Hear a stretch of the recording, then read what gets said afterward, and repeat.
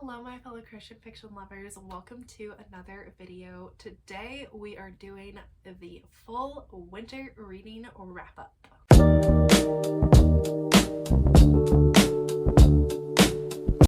Join with me today are my two dogs, so please forgive all of their ups and downs and possible whining and barking because they just need all of the attention in the world. Okay, so if you're not familiar with the way I do my reading wrap-ups, I do them a little different than other booktubers in that I don't film one at the end of every month. I film one at the end of every season. So I break the year basically into 3 months per season, with the winter season being December, January, and February. It's what I did when I was like doing YouTube a couple years ago, and I just decided to keep it the same. We'll see how it goes. So please bear with me as this might be a little long, and I will do my best to get through all of the books and give you not a comprehensive review, but just my general thoughts and whatnot. So let's start with the one biblical fiction that I read, and that was The Hidden Prince by Tessa Afshar. I gave this book 4 stars. It follows this young woman who is a slave or servant. I believe she's a slave in the house of Daniel, like Daniel in the Bible. And she learns the art of being a scribe while in his house. And then through a series of tragic events, she has to flee from Babylon. Is that where she was? Yes, I got it right. She has to flee from Babylon, and it's just this really epic story of how the Lord uses these skills that she gleaned by living in the house of Daniel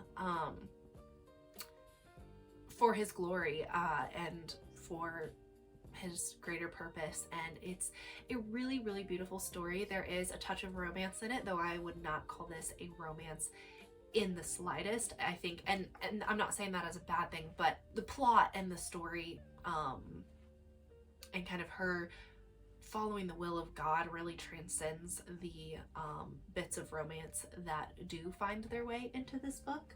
And I thought it was just so impacting. I was really hooked onto it, and I really, really enjoyed it. And there is a sequel following, well, it's sort of a sequel, sort of not. The thing is, these books are not marketed as a series, which there's a whole story behind that. I ended up reading this sequel before I read this one, which made it really hard to understand.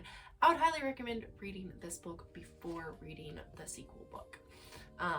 But anyway, 4 stars, super powerful. All right, then I read some historical fiction. This is not in order, by the way. I've grouped these by genre, in case you're looking for a specific one. So this is my historical fiction that I read this winter. The first book I read, I got from the library, so I don't have it with me. It is Heart on the Line by Karen Witemeyer. And this book follows 2 telegraph operators who meet each other over the line, like over the wire. They communicate with each other, and they don't know who the other is until one of them finds herself in danger. Grace finds herself in danger, and I forget his name. But he hears about it over the wire, and he is like, I'm going to come to her rescue, because they kind of have like both developed feelings for each other. And this was a really sweet romance. It is the second in a series, but you don't have to have read the first one to understand it. I ended up giving this book a 3.5 stars. It was a little, I'm trying to, like, I don't want to hate on it because it was a good book and like it was a solid 3.5 star read. There were just some cheesy parts that I did not vibe with, but if you like shows like TV shows like Little House on the Prairie or Wind Calls the Heart, which I'm a fan of both of those shows, like this book is for you, for sure. I think I just prefer more of my cheese in television than I do in reading, and that's kind of where I like didn't vibe with it as much as I know other people do, but it was still a really good book. Then I read Double the Lies by Patricia Raybon. I gave this book 2 stars. I did not enjoy it. It is the second book in the Annalise Spain mystery series. It follows Annalie as her... What all happens in this book? Okay, she meets this woman at a library, and she ends up walking her home because the woman is like distraught. They get home, the woman's husband has been murdered in the foyer. Like, it's a crime scene, and Annalie is like, oh shoot, I'm a Black woman, I cannot be caught at this crime scene. And so she leaves. She leaves like right away. This happens in like the first 2 chapters. And then within a couple of days, her boyfriend goes missing, and I just could not vibe with the way that she went about solving the mysteries. I'm sorry, her character was very annoying to me. I did not like her inner dialogue. I did not like her outer dialogue, like her verbal dialogue with most of the characters. There's a mini spoiler, barely. There's like a sort of love triangle thing that tries to get thrown in there. Hated that. It was like the feelings were based on like 2 days of knowing each other. This book just put me in a bad mood, and I did not enjoy it. I'm sorry. I no hate to Patricia Raybon. I'm sure that like her books do it for other people. They do not do it for me. No. I'm sorry. Yeah. Okay, then the next book I want to talk about is The Women of Oak Ridge by Michelle Shockley. I adored this book. It was 4.5 stars for sure. So lovely.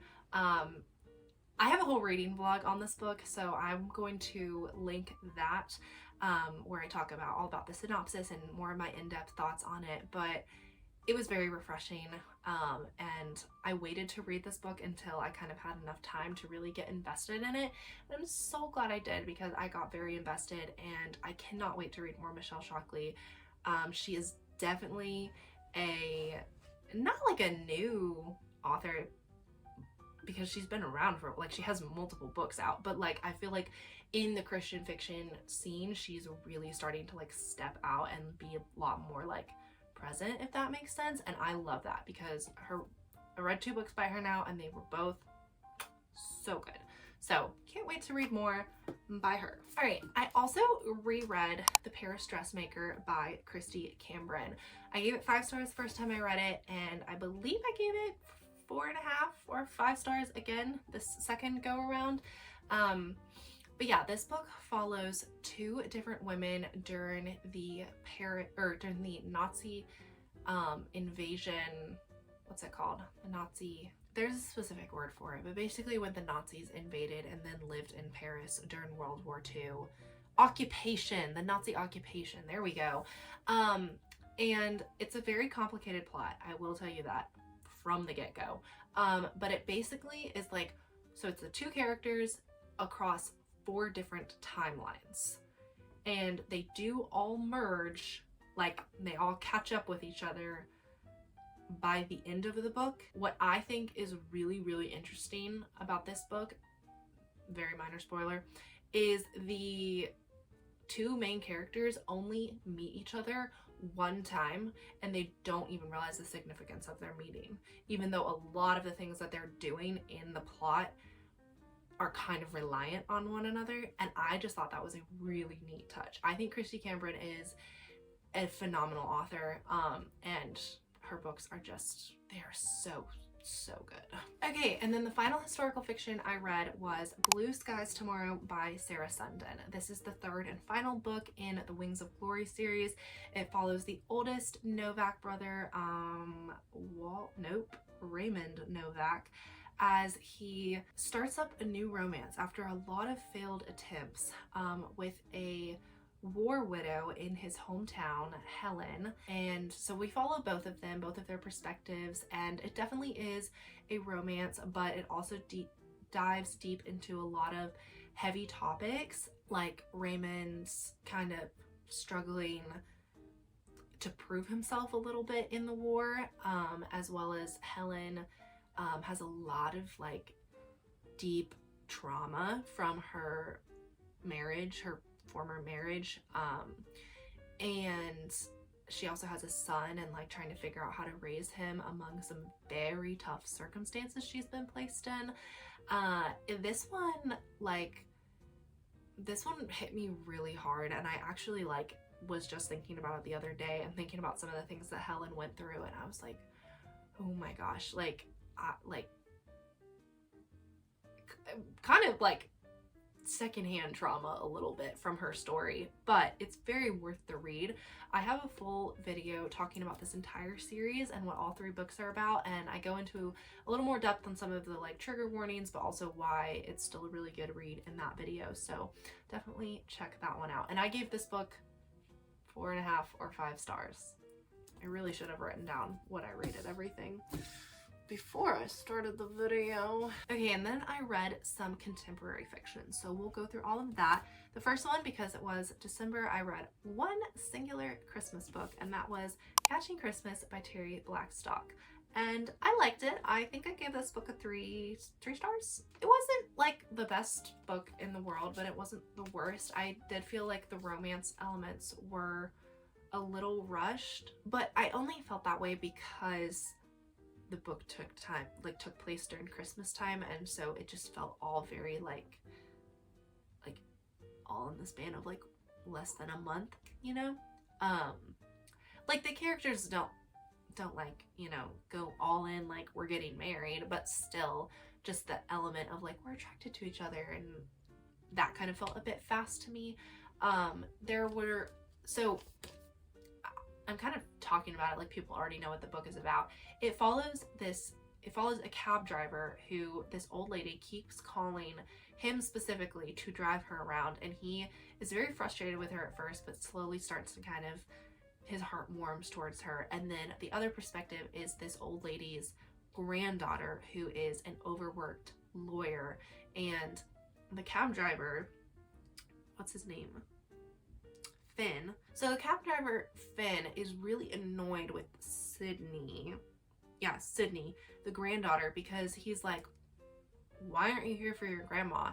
And Sydney is like, I'm trying my best. I'm working really hard, and like, I barely sleep, and my law office is like horrible. Not horrible to me, but like they gave her this like horrible case to work on, and so she's just at her wit's end, and it's a little bit like hate to love. Not really, because they don't like hate each other, but we got a lot more perspective, a lot more chapters from the perspective of Finn, so I don't feel like I connected with Sydney as a character that much. Like, I felt sorry for her, but I just didn't, like, I did not empathize with her like I did with Finn, so that made it a little difficult, you know? But it was a good book. I'm not hating on it by any means. Like, it was a good Christmas read. Okay, and then another contemporary fiction I read was Facing the Dawn by Cynthia Ruchti. I don't know if I'm supposed to say it Ruchti or Ruchti, but the second feels more right.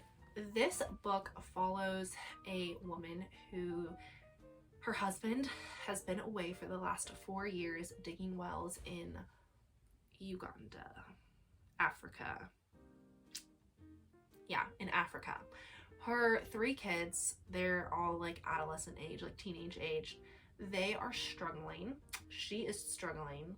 And then her husband dies. And this book is basically all about how, what's her name? Mara? Mara's life goes from like bad to worse to horrible over the span of 250 pages, 300 pages. This book made me cry multiple times. I felt so bad for Mara. Like, all the stuff she goes through was horrible. I did give this book 4 or 4.5 stars, just because sometimes Mara's inner dialogue, or even the way she would, like the conversation she would have with her best friend, were sometimes a little cringy.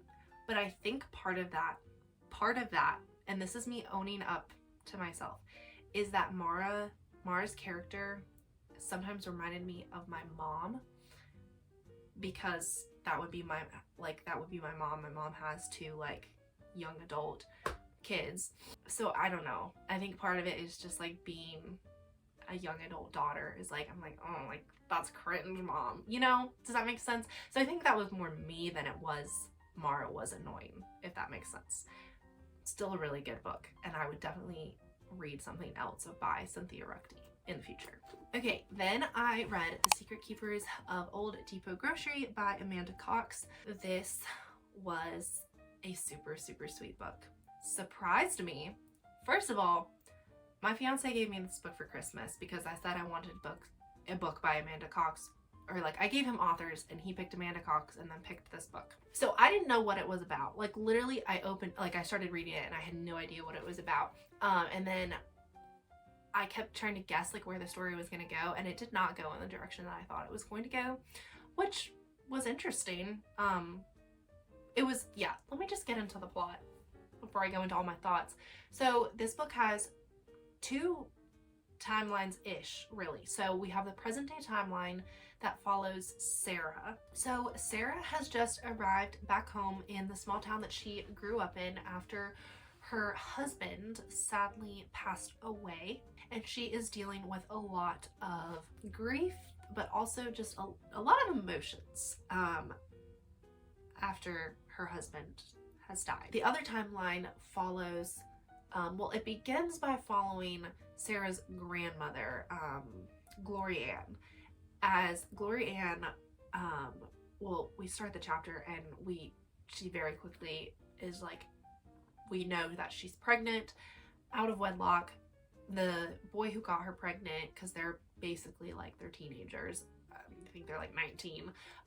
The boy who got her pregnant died in the Vietnam War. And so her dad drives her one town over, introduces her to this grocery store owner, Old Depot Grocery, and is like, you two are getting married.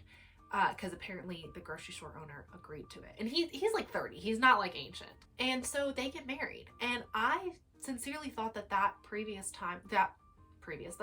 past timeline was going to be all about Gloria Ann getting over her grief of Jimmy, her fiance, who died, and then falling in love with, what's his name? Clarence?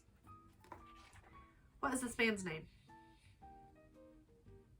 Yeah, Clarence, I got it right. And falling in love with him. No, she falls in love with Clarence after 2 chapters. And then the rest of that timeline goes between, like, she has her baby, and then it switches back and forth as Gloria Ann gets older and her daughter, Rosemary, who is Sarah's mom, grows up. So basically the past timeline gets progressive, like it just falls into the present, switching between Gloria Ann and Rosemary, which was a little confusing. I'm not gonna lie, and I don't feel like I ever really connected with Rosemary's character super well. She's a bit standoffish even to the reader, if that makes sense. Like, reading her inner dialogue is a little, there were times when I was like, I don't see where you're coming from here. Like, you've explained your logic to me and I don't understand. But she has a lot of stuff that she has to work through as she is growing up. She doesn't understand her mother very well, which I think that's why I had problems with it, is because I had read Gloria Ann's perspective and I knew everything. I was like, I know why Gloria Ann made the choices she made, but obviously Rosemary, she's a child and then a teenager. She doesn't know that she does not know everything her mom has been through. So I think that's kind of where my disconnect came in with that. I did really enjoy the story. I believe I gave it 4 stars. I've got to be better about knowing what I rated books. But yeah, solid read. It was good. A really good generational story that I liked a lot. All right, and then the final contemporary fiction that I read was This Promised Land by Kathy Golke. I talked about this book in a recent video, but I'll talk about it again.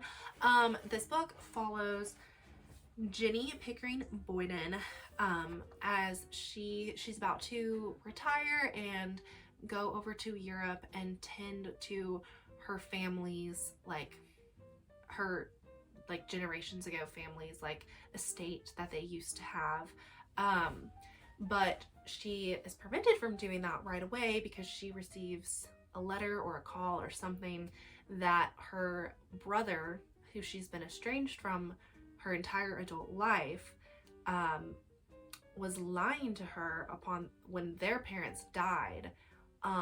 And she now owns, like, all of Pickering Farms, or it was Pickering Christmas Tree Farm. That's what it was.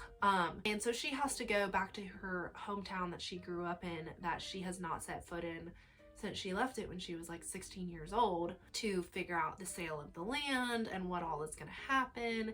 And she uncovers some stuff about her brother and his family, and yeah, it's a very sweet story. She connects with her nephews and their kids, and it's very, very endearing, very heart-wrenching. I want to say, like, I don't always connect as much with, like, older characters. She's probably in her 60s. I don't always connect well with them because I'm in my 20s, and so it's hard for me to imagine that stage of life. But I connected with Ginny very well. Well written. Kathy Golke has some amazing, amazing books out there. And I think I gave this book 4.5 stars. Okay, let's move in to the classics. We're almost done. We have the classics and then 2 nonfiction books, and then we'll be done. Okay, so I guess first we can talk about The Hobbit and The Fellowship of the Ring together.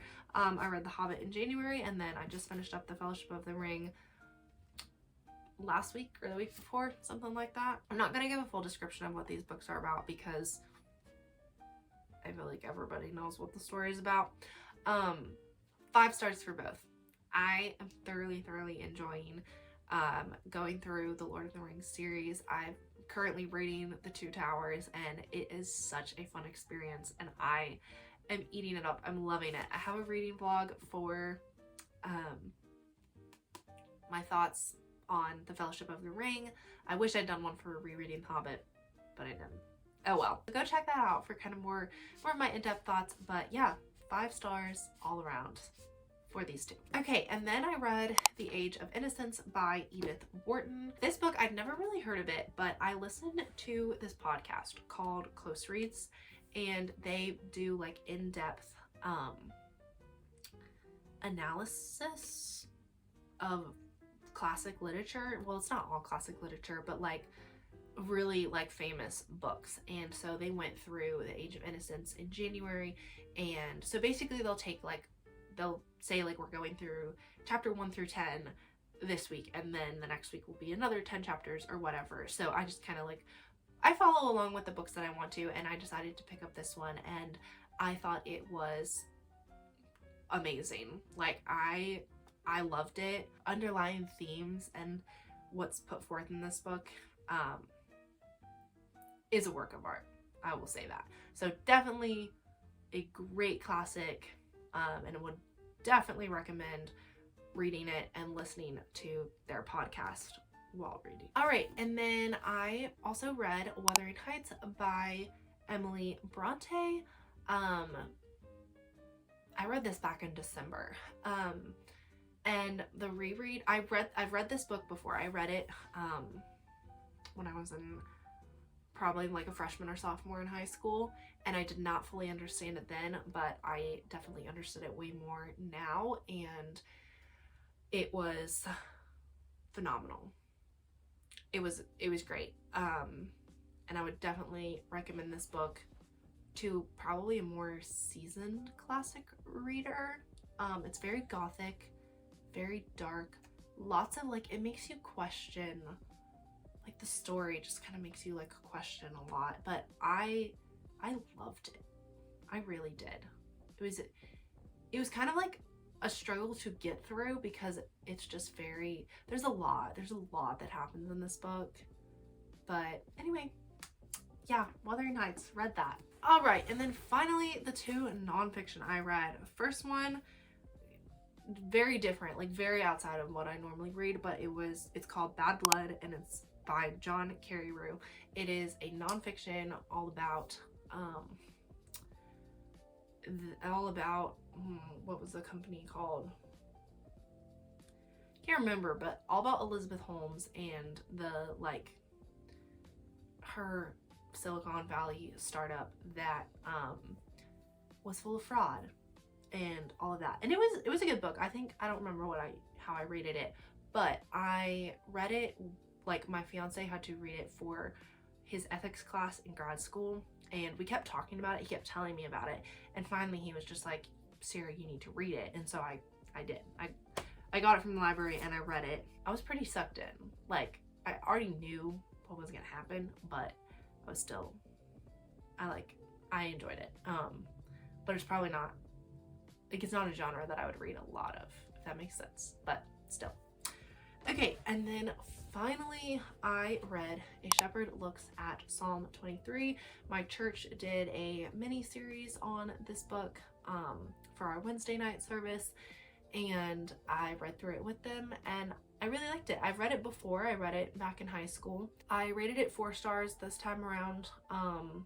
I can't remember what I rated it in high school. It's really good. It's full of a lot of wisdom. Basically, this shepherd who, I think he lives in Africa, Northern Africa maybe? Yeah, in East Africa, and he was a shepherd.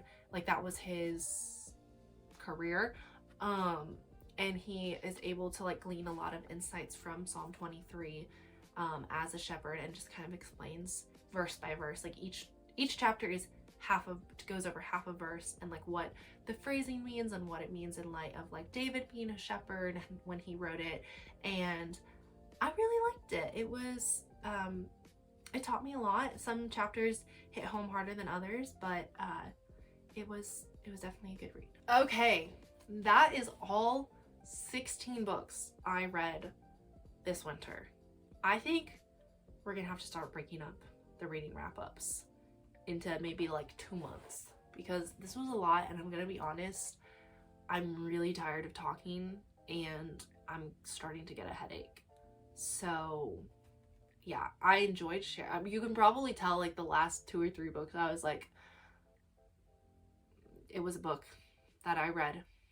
The end. I hope you enjoyed hearing all of my thoughts on these books. Let me know if you have read any of them or if you want to read any of them. Thank you so much for watching this video. If you liked it, go ahead and give it a like. And if you want to see more content like this, go ahead and subscribe. And I will see you in a video very soon. Bye!